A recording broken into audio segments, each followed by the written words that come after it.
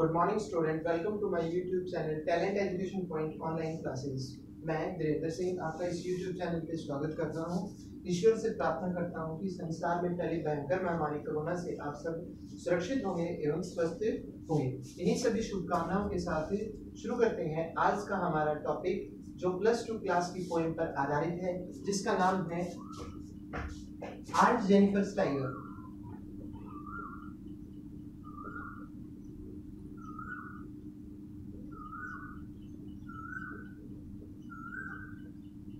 ये हमारी पोएम का टाइटल है आर्ट जेनिफर टाइगर, जिसे हम पहले ब्रीफ स्केच के तौर पे डिस्कस करेंगे और उसके बाद में हम इसे लाइन टू लाइन समझेंगे, जो कभी एड्रिन रीच हमें इस पोएम में बताना चाहते हैं, इनकी थीम या कॉन्सेप्ट को। सबसे पहले हम बात करें एंट जेनिफर की।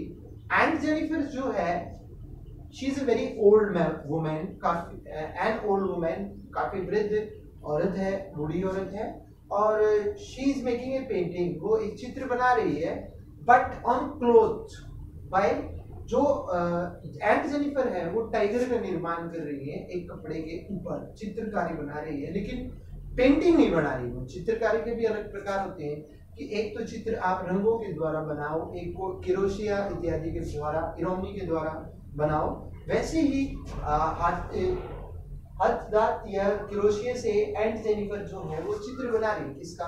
टाइगर का।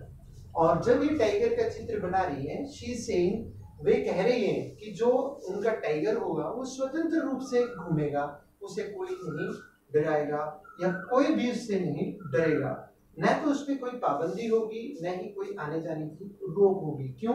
क्योंकि जो एंट जेनिफर का टाइगर है वो वास्तविक नहीं है, वो केवल उनके चित्र में है या किरोशिया के द्वारा जो कपड़े पे बना रही है उसके ऊपर है। अब when she was making her tiger on cloth, जो वो किरोशिया से टाइगर बना रही है, जो उंगली है उनकी हाथों की कंपन हो रही है, because she is very old and weak, काफी बूढ़ी अवस्था उनकी हो चुकी है। और when she was making tiger, जब वो टाइगर का चित्र बना रही थी, उनकी नजर जो थी पड़ी किस पे? रिंग पे, ऑन वेडिंग रिंग, जो शादी की अंगूठी थी, which was very heavy. Heavy means भारी का मतलब क्या हुआ कि अंगूठी भारी नहीं थी, बल्कि क्या होता है कि एंट जेनिफर के जो हस्बैंड है इज डेड, वो मर चुके हैं, इज डेड, मर चुके हैं, और एंट जेनिफर का जो विवाहित जीवन था was not good, वो अच्छा नहीं था, काफी दुखदपूर्ण था। तो आपको मालूम है दुखदपूर्ण में अंगूठी जो है हैवी लगती है, क्योंकि उस दुख के चीजों को वो एंट जेनिफर को वापस याद दिला रही है। कौन? अंगूठी, जिसके कारण अंगूठी जो है वो दुख के तौर पे भी काफी भारी प्रतीत हो रही है या महसूस हो रही है। एंट जेनिफर कह रही है कि उनकी मृत्यु के बाद भी जो बाघ है, जो चित्र में बाघ बना रही है, वो स्वतंत्र रूप से घूमेगा, वो किसी को नुकसान नहीं पहुंचाएगा और उसे न कोई नुकसान पहुंचाएगा। तो कैसे वो अपने विचार प्रकट कर रही है, क्या क्या बातें रख रही हैं, हम उसे पढ़ेंगे इस पोएम के द्वारा। सो विदाउट वेस्टिंग टाइम, बिना टाइम को वेस्ट किए हुए आप अपनी बुक्स निकालिए और पहला स्टैंजा देखिए। Aunt Jennifer's tiger pranced across the screen. Aunt Jennifer's का जो टाइगर है ये प्रेंस, ऊंचे ऊंचे कदमों से चल रहा है, वास्तव में नहीं चल रहा, चित्र में वो दिखाई दे रहा है चलता हुआ। Bright topaz designs of a green world. और वो जो एंट जेनिफर का जो बाघ है या जो टाइगर है,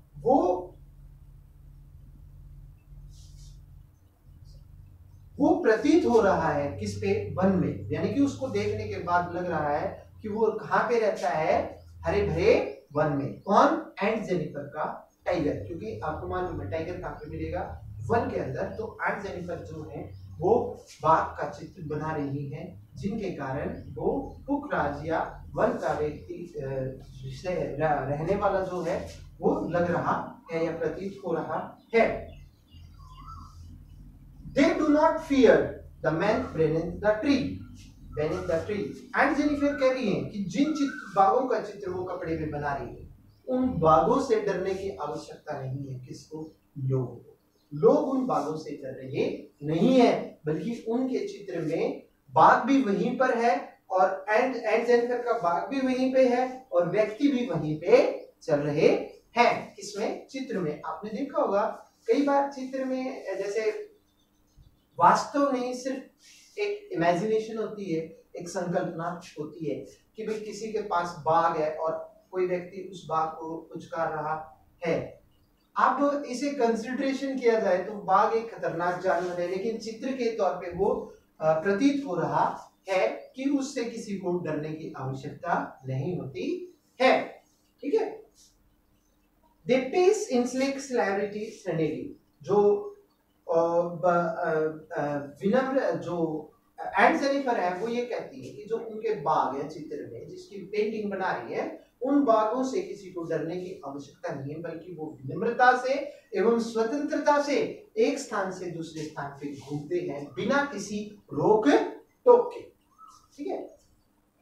तो एक बार फिर से देखते हैं, एंड जेनिफर जो है वो एक स्क्रीन पे या पर्दे पे चित्र बना रही। पर्दा किसका? कपड़े का। कपड़े का आपने देखा होगा ना, एक लकड़ी का गोल आकार होता है, दो गोल प्लेट्स होती है ब्लैंक, एक गोल प्लेट के ऊपर कपड़ा रखा जाता है और एक के नीचे, और उसको टाइट किया जाता है नट्स वगैरह के, और उसके बाद में किरोसिया लेके उनके ऊपर से किरोसिया से चित्र बनाया जाता है। आपने देखा होगा ऐसे गोल आकृति का होता है, ऐसे गोल आकृति के दो होते हैं गोले, ठीक है, लकड़ी के छोटे से स्मूथ, और इनके इसके नीचे जैसे ये पहले वाला आपने नीचे रखा, पहले वाला एक गोला नीचे रखा, उसके ऊपर कपड़ा और उसके ऊपर एक और गोले वाला, और फिर उसको टाइट कर दिया जाता है और किरोसिया की मदद से उस पे चित्र बनाया जाता है। इसका औचित्य क्या होता है कि जो कपड़ा है ऊपर वाला गोला कसने से कपड़ा हिले डुले, चित्र गलत न बने। तो एंड जेनिफर जो है उस स्क्रीन पे यह चित्र बना रही है जो किसका है? एक बाघ का है, और वो हरे भरे संसार में रहने वाला बाघ है। लोग उससे डरते नहीं हैं और न ही वो लोगों से डरते हैं एंड जेनिफर के टाइगर या बाघ, बल्कि वो स्वतंत्र रूप से या विनम्रता से एक स्थान से दूसरे स्थान पे घूमते रहते हैं। सेकंड स्टेज देखिए, and Jennifer's fingering fluttering through the वूल। अब मालूम है कि जब आप स्वेटर्स वगैरह बनाते हैं तो आपकी उंगलियां जल्दी जल्दी चलती है किरोशिया या सलाइयों के द्वारा, वैसे ही जल्दी जल्दी एंड जेनिफर की उंगलियां जो है वो चल रही हैं। Find even the irony needles hard to pull. Irony needles, needle क्या होती है? सुई। इरोनी क्या होता है? किरोशिया। किरोशिया होता है ना, एक सुई का तो ऊपर गोला नॉर्मल होता है जिसमें धागा डाला जाता है, लेकिन क्रोशिया जो होता है वो लंबा होता है जिसमें सुराख होता है, उसके अंदर धागे को डाल के चित्र इत्यादि बनाए जाते हैं। वो खींचने में कठिनाई होती है किसको? एंड जेनिफर को, because she is very old and weak, काफी बूढ़ी हो चुकी है एंड जेनिफर। इसके अलावा एक तो वो बूढ़ी हो चुकी है, दूसरी उन्हें कठिनाई का सामना करना पड़ रहा है the massive weight of uncle's wedding band. जो अंगूठी है जिसके कारण एंड जेनिफर का विवाह हुआ था, या जो उनके अंकल जेनिफर है उनके बारे में उनको याद आती है। Sits heavily upon the and Jennifer's hand. जो एंड जेनिफर का हाथ है वो काफी बोझ महसूस करती है एंड जेनिफर उनके हाथ में, किसके कारण? अंगूठी के कारण, क्योंकि वो अंगूठी उनकी शादी का प्रतीक है। शादी उनकी सुख में नहीं। ठीक है। अगला स्टेंजा देखिए, when the Aunt Jennifer is dead, her terrified hands will lie, still ringed. Todriddles she was mastered by the tigers in the panel that she made, will prancing proud and unprepared. अब कवि कहता है कि जो एंट Jennifer week है, बूढ़ी है, जो चित्र बना रही है किसका? अपने टाइगर्स का या बाघ का या टाइगर का जो चित्र बना रही है, वो ये कह रही है, कवि कह रहा है कि जब एंट जेनिफर की मृत्यु हो जाएगी, when she will die, जब वो मर जाएंगी, her terrified hands will lie. जब आपको मालूम है कि हाथ हिल रहा है क्योंकि मैं जीवित हूं, अगर मर जाऊंगा तो ये हाथ भी लाई हो जाएगा, नीचे गिर जाएगा। वैसे एंट जेनिफर के हाथों में मूवमेंट है, वो टाइगर्स बना रही क्योंकि उनके हाथ चल रहे हैं, लेकिन जब उनकी मृत्यु होगी तो वही हाथ गिर जाएंगे। Still ringed over deals she was mastered by. अंगूठी फिर भी उनके हाथ में रहेगी मरने के बाद भी, लेकिन जो उनके मन में भाव है, भारीपन है शादी के प्रति, वो उस समय पे नहीं रहेगा, क्योंकि दुखद भावना उनके मन में नहीं रहेगी। अंगूठी रहेगी, उंगली रहेगी, लेकिन वो जज्बात या फीलिंग्स नहीं रहेंगी।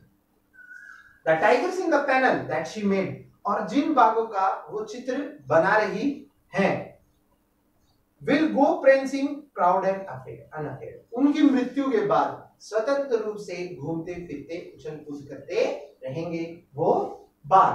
एंड जेनिफर की मृत्यु के बाद एक बार फिर से देखते हैं इस स्टैंजा को। When Aunt Jennifer is dead, जब एंड जेनिफर मृत है, her tiger hands will be like, उनके हाथ जो होंगे जाएंगे, जिन हाथों से वो टाइगर का चित्र बना रहे हैं। Still ringed over Dill's the master she was, अब भी उनके हाथ में अंगूठी होगी मरने के बाद भी, और अंगूठी भी वही होगी, उंगली भी वही होगी, लेकिन फीलिंग्स, भावना नहीं होंगी। और उनकी मृत्यु के बाद the tigers in the panel, जो पैनल्स में वो बाघ बना रही हैं, दैट शी मेड, जो उन्होंने बनाए हैं, will prancing proud and unafraid, वही बाघ जो है स्वतंत्र रूप से उछल कूद करते हुए अभिमान से वहां पर घूमते रहेंगे।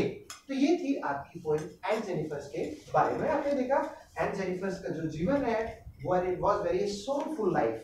Married life was very sorrowful and painful. So this poem is very technically, एक poem जो है काफी दर्दनाक है एंड जेनिफर के बारे में। ठीक है, उम्मीद करता हूँ कि जो हमने पोएम डिस्कस की है आपको समझ में आई होगी। यदि आपको कोई त्रुटि या कमी लगी होगी तो आप उसे कमेंट बॉक्स में मेंशन करेंगे, और अगर आपने चैनल सब्सक्राइब नहीं किया तो आप चैनल को सब्सक्राइब करेंगे। अगर आपको पढ़ा हुआ पसंद आया होगा तो आप इसे लाइक करें, शेयर करें। इन्हीं सभी बातों के साथ जय हिंद,